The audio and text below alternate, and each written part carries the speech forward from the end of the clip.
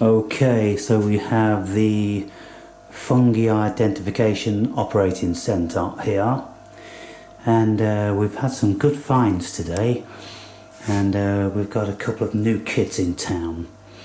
And so the one that has just perplexed me for a while was this little grouping of shrooms. Now you can see that it was found in pine, and there we have a nice example of a young one, very decurrent on the gills, which for those people who are not fungi foragers, that means the gills come down the stipe like this, because most mushrooms don't do that. They are like this, they end at the stipe. And so I think I have discerned that this one is a tawny funnel cap, and we have it here, tawny funnel cap, and it gets more tawny with age. Now these are old, and you see the simile here. We've got that group. I mean, that one's almost identical, save for this one's a little bit off coloured because it's older, but they call it what do they call it? Woolly. They call it woolly, and now that's woolly. That's a woolly stipe base. And this one here is very similar in colour. And then when we see this one down here, that little baby there, that is very in keeping with this one here. And so I have a very nice little selection of tawny funnel caps. Look at that, perfect, huh? It's beautiful when it, you know, you can get the perfect match. Now the tawny funnel cap is an edible, but it's said to be poor. So there's that one, that little grouping, very nice, little baby one coming out there. These mushrooms over here, they are Cortinarius, and the Cortinarius, they have a real like rotten fungi smell, real damp, fusty smell, horrible, and they stink the whole house out. And even when you put them in a bin liner and put them outside your door, you walk outside and you can stink the whole area. But these are not discolouring purple like the other Cortinarius. My God, I can stink it from here. Now, so I'm going to start at the beginning then with these here. So I've got this big beauty here, which is an edible. Look at that. And you've seen the video maybe of me finding that. Now that's you know, seen better days. If I'd have caught it about a week ago, then I would have eaten that one. And this thing here, this tawny funnel cap, they are the let me have a look, very similar family. I think it's the Clitocybe. And so what am I looking at here? Okay, these are the mushrooms that I found a couple of weeks ago, and they're edible.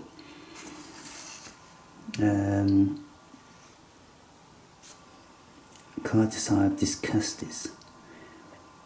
Now then, where does it say that one?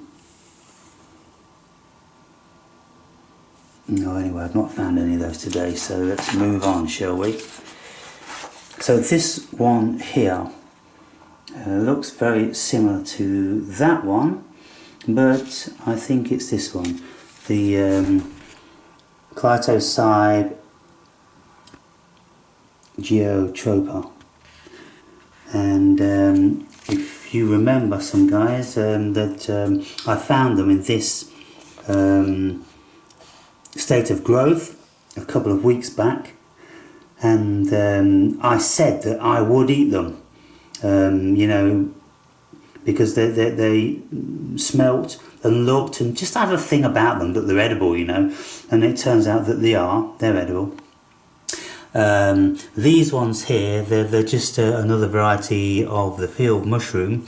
I haven't discerned exactly which one that is, but cutting them open there's no discolourment in there, but they tend to be kind of yellow and off looking, and these are the ones that I was speculating that could be the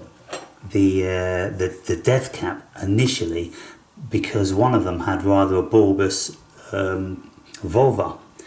This one, I think it had a big bulbous vulva, but I think it was just a grouping of the mycelium. And so these are the Cortinarius. They're not discolouring, and so I'll have a little look for those. But that one then, the Clitocybe geotropa. This one here, it's edible and it's good. So happy about that one. Looks like it's a very nice edible mushroom. Over here I've got these rosips, and they are nothing like soft, but what I'm doing is I'm experimenting, because I think, just like all of our fruit, it is picked in this condition when it's nowhere near ripe, and then over the period of transit, by the time it's been in the supermarket, then they ripen up, don't they? So I'm thinking that they're going to soften up nicely over a week, and then they'll be ready to boil down. Next, now these ones, they're self-explanatory. These the shaggy ink caps, and they are inedible, but they're always falling to pieces, and they're kind of a disappointing mushroom to try and eat, just go into a soggy mess. These ones are the beautiful, revered wood bluet, and we can see how beautiful and mauve they are. And in comparison with the wood bluets, which are equally as tasty here, and you see that the gills are much different in colour, because the classic is this purple business going on, but from the top they're a pretty similar mushroom with the shape and texture, and the weight and the sponginess and all that. So they are ready to be consumed, and I'll probably have a few more of those tonight with another pizza. Kind of got a taste for pizza at the minute, just a fad. Then we've got the horse mushroom, and we can discern these because we have this cogging going on around the membrane, and it's more pronounced on this one. There we can see that cogging again. It's not a perfect cogging, but this is you know how they are. And these ones I'm going to eat. These few here were kicked over, and so they were messed around, but that's what they look like. They're a nice looking mushroom, and this one here, it had some yellowing going on around this bit where it had been nibbled, and I thought, well, that's interesting to take. Very pink on the underside there. This one is Bitoris or Bitoris, field mushroom or pavement mushroom, and we can see that it's blushing red. I just saw what it was. I'll clarify that in a minute. These are brown roll rims, and they're a nice, you know, enough looking mushroom, but you intuitively wouldn't be eating one of those. You just go, no, it feels dry. And what's it smell like? No, it doesn't smell, it just smells like damp wood. So you just get a feel. You know, these ones, you think, oh, they might be edible, they are. Oh, these ones might be, they are. Oh, they might be, they are. All those. these, can't remember what I just said about those, but I think, yeah, they are edible, aren't they? They're edible. These Cortinarius, not edible. But again, it's kind of like, no, you wouldn't feel like eating that. They feel dry and, you know, like they've got no nutrients in them, whatever. This one, I don't know what this one is. This one's super light and super dehydrated, almost gone over. But they are probably the lightest mushrooms that I've ever come upon. You see, they've got very, very peculiar joining at the gill. They've got a big gap there, and that's quite rare. So we've got all those then taken care of. Let's come back to the book just for clarifying. And so here we have the false chanterelle. I thought initially that those might be false chanterelles, but they are not orange enough in the gill, where they're kind of like more creamy coloured.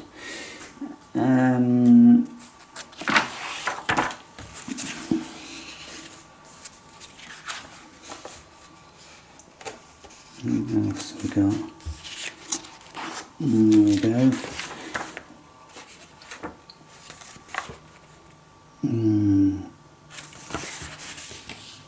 No, that's from another day. Yeah, here. This variety, I thought, could this one be this one? Difficult to tell with the age. Cutting open. Now this one looks a bit more whiter. The gills here are more brown, so I wouldn't go with that. Right next to a field bluet. Here, again, this sort of mushroom. Okay, so I could see the simile with that one. But I would need more specimens before I was happy. This is the Cortinarius that is staining the purple, and this one isn't doing that. They were found in the same region, under the same trees, and so I think they're just a different variant of Cortinarius. And they smell really crap, like all Cortinarius do, as far as my experience goes. What do we have here? Okay, so we've got these things going on. More Cortinarius, and it's kind of like they haven't cut that one. And but I'm pretty sure that's a Cortinarius anyway, and none of the Cortinarius are edible. Brown roll rims, and that's what we've got here. Called a brown roll rim because it's got a brown roll rim, evidently. Can be a little bit more cream when they're younger, and look like that, and more glossy when they are wet, like this one here. So they get to be a good size, and they are decurrent with their gills. See the gills going down to meet the stipe. Well, I mean, they're kind of like marginally decurrent. They're not deeply decurrent, but they are decurrent. And so this one then, getting to these ones really stink. Now this is the Bitorquis, Agaricus Bitorquis, and when you smell them, it's kind of like, oh no, you just wouldn't want to eat them. These ones here, I think that's just a basic field mushroom. I think that's what they are. These are Actually, they're white in the gill. I'm going to cut this one open because they are twisting my melon, and so going to see what colour. In actual fact, I'm just going to put you down, and I'm going to do this properly.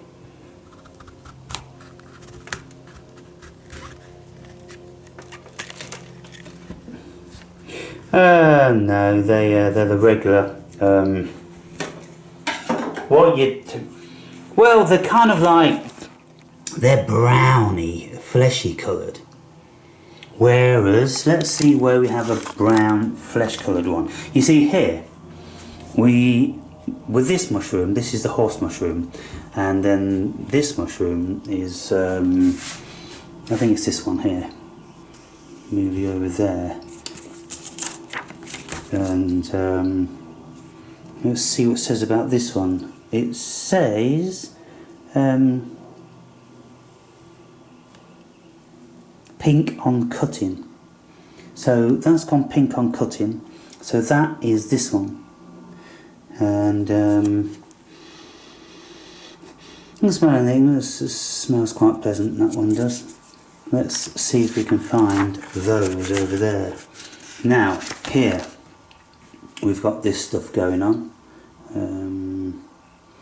This one is the Macrosporus. I don't know about that one, but yeah, it's not pink, it's more fleshy colour, isn't it? You see this one here, it hasn't even opened, and you can see the gills are very pink, but these ones in comparison, they're grey. So here, well, this one here is the horse mushroom, because you can see this cogging going on here, and that is what I have here. That variety of cogging. They are a tasty mushroom. They are most satisfying to eat. And so what I'm going to do is, as a comparison, I'm going to cut that one down, because that would need to be cut to eat. And so then we can see that they, you know, they're looking like they're only just going pink, and so, and the thing is, they've got this hollow bit as well. They've got the hollow bit running down, and this has got the hollow bit, a very pronounced hollow running down there. You see that, guys? These staining just a little bit yellow, and let me see if I can encourage it to stain here. Right, that's proper staining. Oh my god, that looks almost like a yellow stainer. Now if the stipe stains yellow, that would be a yellow stainer. But it isn't. Now there's the thing, you see, it's got all the characteristics of a horse mushroom, and it's staining. All these mushrooms stain a little bit yellow, but this one is staining more than I would like, albeit, looking at it here, it's got all the cogging going on, and let me see if I can get this one to stain. Yeah, that one's staining straight away as well. On the stipe, is it going to want to stain on the stipe? Very little staining on the stipe. So, goodness me, that is staining too bright for my liking. And so, are those yellow stainers? Now then, here we have the yellow stainer, and you can see that they're staining yellow here, and they tend to be very yellow on the stipe. Well, I've got no yellowing on the stipes of these, no yellowing at all. Now there's another mushroom which stains yellow, like this one here, just on the stipe, and it's staining a little bit on the top. The gills are a little bit pink. Agaricus pacomis.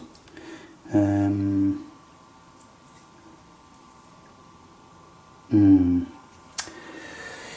see what we're dealing with, people? We're dealing with these anomalies all the time. And so we've got that one, which looks, it's got the hollow down here, and this one's got the hollow down. Let's have a look at the top. That one's kind of yellow, much more yellowish, and this one's more brown. And so I would think that they're a different mushroom. There are a field mushroom, but I mean these ones are yellow like this. They could be that one, the wood mushroom.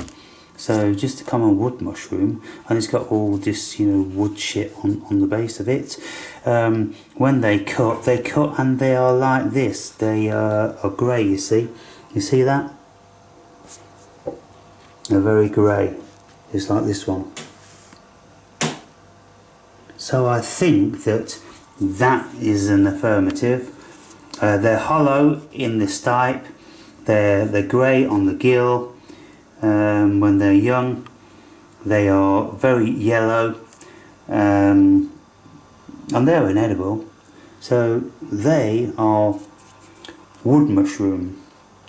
This one, I'm pretty sure, is a horse mushroom.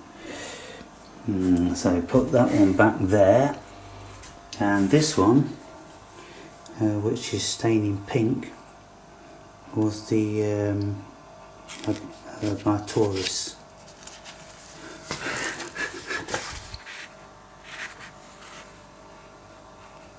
You see this one here, we've got brown gills, and we seem to have some sort of cogging going on around there as well. Macrosporus, which are edible.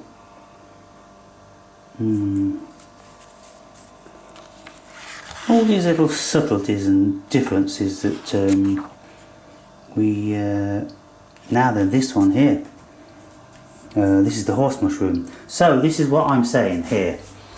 Let's have a look at this one, shall we, guys and gals? Now we've got this here, and that is pretty identical to that, like the bit of fleshy, not too pink. Then we've got this ridge running down the centre of it, and they have these cogging going around it, and they're not too yellow. And the stipes, they are, you know, very similar, aren't they? Let's get one when it's open, and then one when it's not. So when we look here, you see this cogging around the gill, yeah? And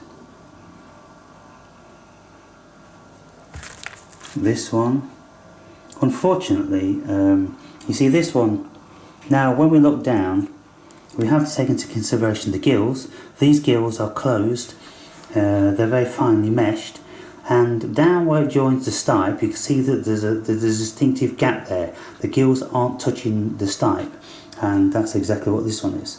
And so I'm pretty confident that that is horse mushroom, even though they're staining yellow, more yellow than I would like.